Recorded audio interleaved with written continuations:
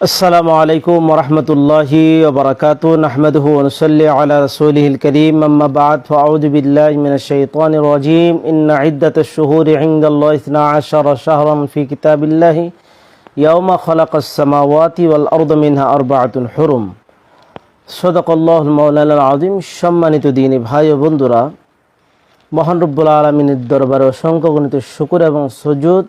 আল্লাহ জাল্লা শান আমাদেরকে সত্য দ্বীনের অনুসারী বানাইছেন। প্রিয় দিনী ভাই ও বন্ধুরা, মুহররম মাস আরবি তথা হিজরি সনের প্রথম মাস।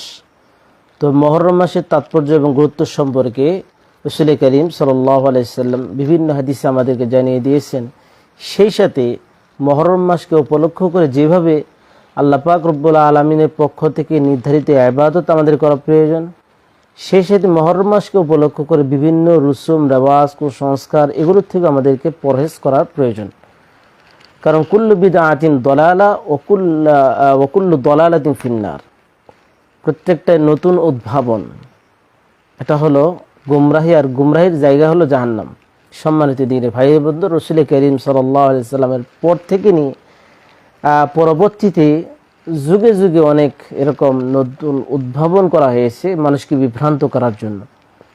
এজন্য মুহররম মাসকে উপলক্ষ করে সমাজে বিভিন্ন প্রচলিত অনেক বিষয় আমল আছে যেগুলো স্পষ্ট থাকা প্রয়োজন। প্রথমত, মুহররম মাসকে অনেক মানুষ শোকের মাস বলা হয়। সম্মানিত দিনে ভাই বন্ধুরা, কারবালার প্রান্তরে হযরত হুসাইন রাদিয়াল্লাহু তাআলা আনহু শাহাদত 61 হিজরিতে, এই বিষয়টি আমাদের জন্য অনেক হৃদয় বিদারক একটি ঘটনা। প্রত্যেকটা মুমিনের হৃদয়ে রক্তক্ষরণ করে। কিন্তু এটা আমাদের জানা স্পষ্ট থাকা প্রয়োজন, মুহররমের সম্মান, মুহররমের তাৎপর্য এটা শুধুমাত্র কারবালার ঘটনাকে কেন্দ্র করে নয়। এর মানে এই নয় হযরত হুসাইন রাদিয়াল্লাহু তাআলা আনহুর শাহাদতকে ছোট করে দেখা, বিষয়টি এমন নয়। মুহররমের সম্মান তো কারণ হুসাইন রাদিয়াল্লাহু তাআলা আনহুর শাহাদতের ঘটনা ঘটছে 61 হিজরিতে, আর মুহররমের সম্মান আরও আগে থেকে, পৃথিবীর শুরু থেকে নিয়ে মুহররমের সম্মান, বিশেষ করে ইয়ামে আশুরার দিনের ব্যাপারে। সম্মানিত দিনে ভাই বন্ধুরা, হযরত হুসাইন রাদিয়াল্লাহু তাআলা শাহাদতকে কেন্দ্র করে এই মুহররম মাসে মাতম করা বা বিভিন্নভাবে তাজিয়া মিছিল এবং তার জন্য শোকগাথা, বিশেষ করে 10ই মুহররম শিয়া সম্প্রদায় সহ অনেকেই যে ঘটনাগুলো করে মানুষের মৃত্যুর পরে শোক পালন করা, ইসলামী দিক নির্দেশনা আমাদের থাকা প্রয়োজন। আর হযরত হুসাইন রাদিয়াল্লাহু তাআলা আনহু এবং আহলে বাইতের প্রতি মহব্বত ভালোবাসার দাবিতেই তারা এই কাজটা করে থাকে। সম্মানিত দিনী ভাই বন্ধুরা, কিন্তু রাসূল করিম সাল্লাল্লাহু আলাইহি ওয়াসাল্লাম কি বলেছেন এটাও তো জানা থাকা প্রয়োজন। নবী সাল্লাল্লাহু আলাইহি ওয়াসাল্লাম এক হাদিসে বলেছেন, লাইসা মিন্না মান লাতামাল খুদুদ, আবার কোথাও বলেছেন মান জারাবাল খুদুদ ওয়া শাক্কাল জুয়ুব ও দাআ বিদাওয়াল জাহিলিয়া। নবী সাল্লাল্লাহু আলাইহি ওয়াসাল্লাম বলেন, সে আমার উম্মতের অন্তর্ভুক্ত না যে কোনো মানুষ মারা যাওয়ার পরে চেহারায় আঘাত করে, মাতম করে, কাপড় চোপড় ছিঁড়ে ফেলে এবং যেরকমভাবে জাহেলি যুগের ভিতরে চিৎকার চেঁচামেচি করা হতো, এরকমভাবে মানুষদেরকে আওয়াজ করে মানুষদেরকে এভাবে সে কান্না বিলাপ করতে থাকে। প্রিয় দিনী ভাই বন্ধুরা, রাসূল করিম সাল্লাল্লাহু আলাইহি ওয়াসাল্লাম বলেছেন, লাইসা মিন্না, সে আমাদের উম্মতের ভুক্ত নয়। যে নবী একথা বলে থাকেন, যে নবী একথা বলেছেন, সুতরাং আমাদের জন্য উচিত হলো সবর করা, ধৈর্য ধারণ করা, কিন্তু এমন কার্যকলাপ না করা যার কারণে নবী সাল্লাল্লাহু আলাইহি সাল্লামের ধমকি আমাদের উপরে এসে যায়। এই জন্য প্রিয় দিনী ভাই বন্ধুরা, এই বিষয়টি আমি স্পষ্ট করতে চাই। হুসাইন রাদিয়াল্লাহু তাআলা শাহাদত বারবার আমরা বলি, এটা হলো প্রত্যেকটা মুমিনের হৃদয়ে রক্তক্ষরণের একটি বিষয়। এই ঘটনা আমাদের জন্য হৃদয় বিদারক, আমাদের হৃদয়ে রক্তক্ষরণ করে পৃথিবীর ইতিহাসে একটি জঘন্যতম একটি অধ্যায়। হযরত হুসাইন রাদিয়াল্লাহু তাআলা আনহুর শাহাদত, নির্মমভাবে তাকে শহীদ করা হয়েছে। প্রিয় দিনী ভাই বন্ধুরা, হুসাইন রাদিয়াল্লাহু তাআলা শাহাদতকে কেন্দ্র করে শোক মাতম করা এটাও আদৌ ইসলামী শরীয়ত সমর্থন করে না।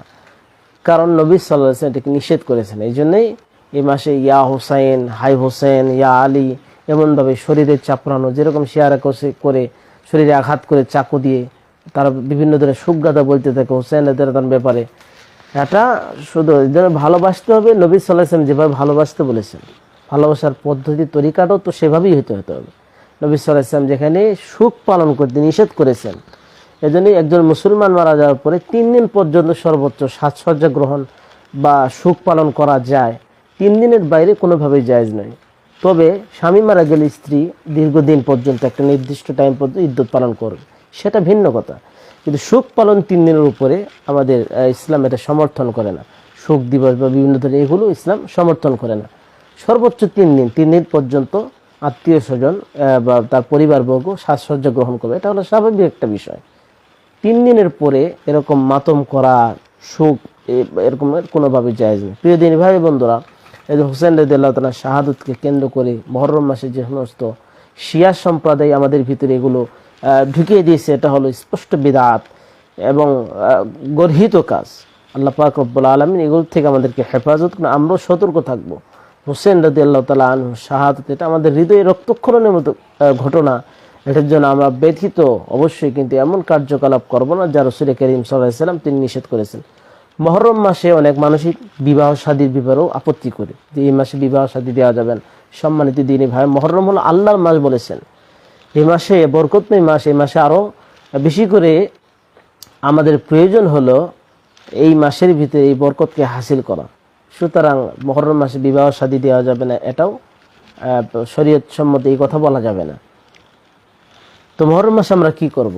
একটা হলো আল্লাহ পাক রব্বুল আলামিনের কাছে তওবা করব, সেই সাথে রাসূল করিম সাল্লাল্লাহু আলাইহি ওয়াসাল্লাম অসংখ্য হাদিসের ভিতরে বিভিন্ন riwayati রোজার ফজিলত বর্ণনা করেছেন। তিনি বলেছেন যে আফদালুস সিয়াম বা'দা রমজান শাহরুল্লাহিল মুহাররম, আল্লাহর কাছে মুহররম মাসের রোজা রমজানের পর আল্লাহর কাছে বেশি প্রিয়। সুতরাং এই মাসের আমরা মুহররম মাসের রোজা রাখব। আর আরেকটি আশুরার ব্যাপারে, সিয়াম ইয়াউমি আশুরা আহতাসিবু আলাল্লাহি আন ইউকাফিরাস সানাতাল্লাতী ক্বাবলাহু, নবী সাল্লাল্লাহু আলাইহি ওয়াসাল্লাম বলেছেন ইয়াউমি আশুরা তথা আশুরার দিনের রোজা আমি আশা রাখি আল্লাহ পাক রব্বুল আলামিন পিছনের 1 বছরের গুনাহ আল্লাহ তাআলা ক্ষমা করে দিবেন। সুতরাং আশুরার রোজা আমরা রাখবো। এবং সেই সাথে শুধু আশুরাই নয়, কারণ এক হাদিসে নবী সাল্লাল্লাহু আলাইহি ওয়াসাল্লাম আশুরার যারা ইহুদি নাসারা তারাও তো এই দিন রোজা রাখতো। আল্লাহ নবী সাল্লাল্লাহু আলাইহি ওয়াসাল্লামকে যখন বলা হলো, তো নবী সাল্লাল্লাহু আলাইহি ওয়াসাল্লাম 9ম দিন অথবা সেই সাথে অনেক মুহাদ্দিসিন ব্যাখ্যা লেখেন যে 9, 10 অথবা 10, 11 এই 2 দিন মিলে রোজা রাখা। সম্মানিত দিনী ভাই বোনদের, মুহররম মাস এটার সম্মান শুধুমাত্র 61 হিজরিতে হোসেন রাদিয়াল্লাহু তাআলা শাহাদতকে কেন্দ্র করে নয়। মুহররম মাসের সম্মান, মুহররম মাসে কি কি করতে হবে, করণীয় সম্পর্কে আল্লাহ পাক রব্বুল আলামিন 61 হিজরির আগেই প্রিয় নবী সাল্লাল্লাহু আলাইহি ওয়াসাল্লাম আমল করেছেন, সাহাবায়ে কেরাম আমল করেছেন, সেই সাথে সেটা আমাদেরকে ধরে রাখতে হবে। এবং সেই সাথে সমস্ত রসুম বিদআত থেকে আল্লাহ পাক রব্বুল আলামিন যেগুলো বলেন নেই, নবী সাল্লাল্লাহু আলাইহি ওয়াসাল্লাম যে বলেন নেই, সেগুলো থেকে আমাদেরকে পরহেজ করতে হবে। আল্লাহ পাক রব্বুল আলামিন আমাদেরকে সমস্ত বিদআত কুসংস্কারকে হেফাজত করুন, খাঁটি মুমিন হিসেবে কবুল করুন, আমিন। আসসালামু আলাইকুম ওয়া রাহমাতুল্লাহি ওয়া বারাকাতুহু।